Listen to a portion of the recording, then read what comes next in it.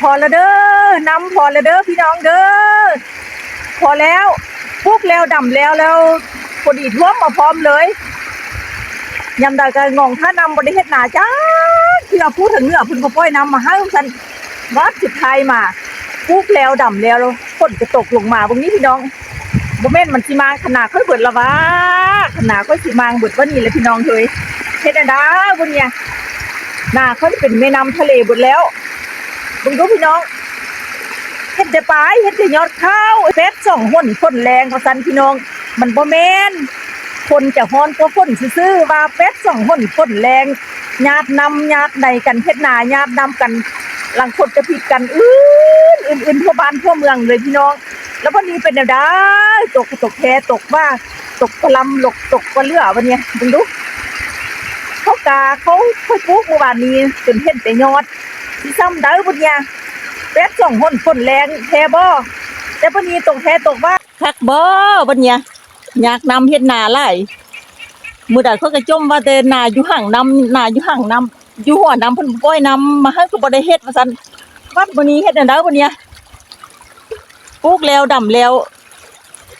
ป่านแม่น้ำทะเลคือบ่แม่นท้องนาเลยพี่น้องเบิ่งพุ่นน่ะป๊าดโตเฮ็ดจังได๋บุญญาพี่น้องเอ้ย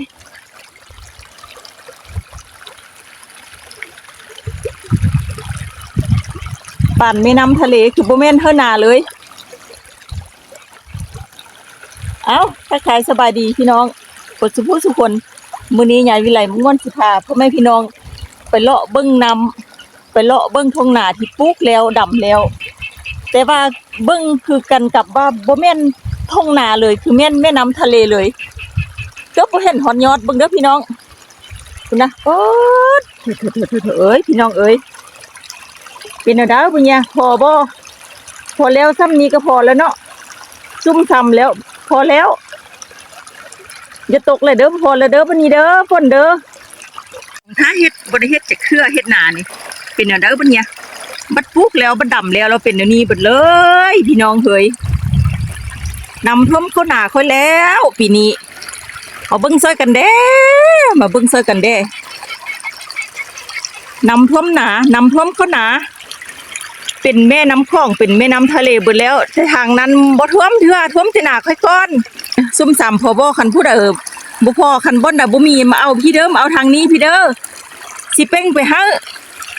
ผู้อยู่เหนือกะมาเอารถสิเป้งขึ้นเหนือเฮาเด้อ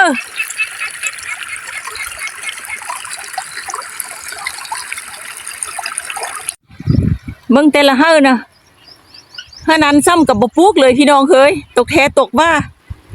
ฝนตก2ชั่วโมงป๊าดโถพี่น้องเอ้ยคันว่าตกหลายกว่านี้น่ะค่อยสิเป็นแนวใดพอแล้วเด้อนำพอแล้วเด้อพี่น้องเด้อพอแล้ว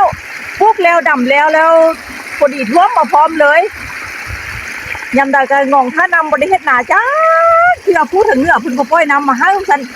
วัดสุดท้ายมาปลูกแล้วดำแล้วฝนจะตกลงมาตรงนี้พี่น้องบ่แม่นมันสิมาขนาดค่อยเบิดละวะขนาดค่อยสิมาเบิดวันนี้เลยพี่น้องเฮ้ยเฮ็ดได้บ่เนี่ยหน้าค่อยเป็นแม่น้ำทะเลเบิดแล้วบึงดูพี่น้องเฮ็ดได้ปลายเฮ็ดได้ยอดข้าวเฮ็ดได้ยอดข้าว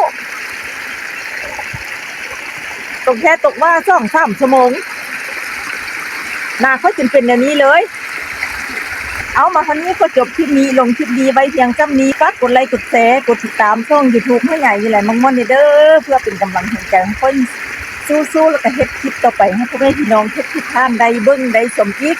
พอกันเมื่อน่ะคลิปหน้าสำหรับคลิปนี้ขอกล่าวคำว่าสบายดีบ๊ายบายไปแป้งน้ำก่อนไปเอาน้ำออกนาก่อนเด้อบ่เอาแล้วเด้อน้ำนาพอแล้ว